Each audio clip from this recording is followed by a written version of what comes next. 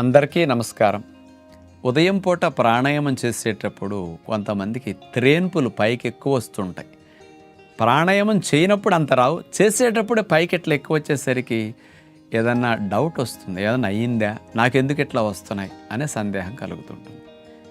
ఎవరికైతే కాస్త గ్యాస్ట్రిక్ సమస్యలు ఎక్కువగా ఉంటాయో, అజీర్ణ సమస్యలు, ఇలాంటి వారికి గ్యాసెస్ ఎక్కువ ప్రొడ్యూస్ అయ్యి పొట్టా ప్రేగుల్లో గ్యాసెస్ కొద్దిగా స్ట్రక్ అయి ఉంటూ ఉంటాయి.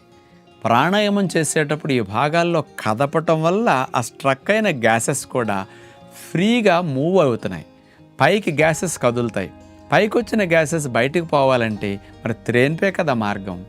అందుకని ఎవరికన్నా ప్రాణాయామం చేసేటప్పుడు మధ్యలో బేవులు కనుక అట్లా వచ్చినాయి అంటే మీకు అదేమి నష్టం లేదు. దానివల్ల పక్కవారికి ఏదైనా అసౌకర్యం అనిపిస్తుంది, మీరు తేనుపుతూ ఉంటే ఎక్కువసార్లు మీకు ఏదైనా అసౌకర్యం అనిపించవచ్చేమో, కానీ కాసేపు నష్టం అయితే ఏమి ఉండదు.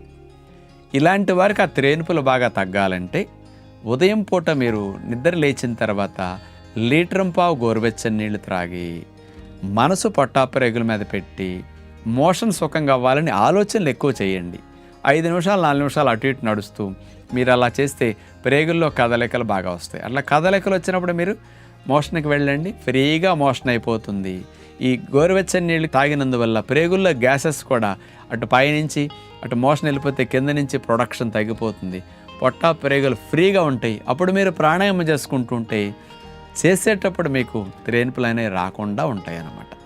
ఒకవేళ వస్తే కూడా అజీర్ణ సమస్యలు ఉన్నప్పుడు కొంచెం దాన్ని తగ్గించుకోవాలంటే రోజుకు 4-5 సార్లు తినటం మానేసేసి ఉదయం, మధ్యాహ్నం, సాయంకాలం 3 సార్లే తినండి.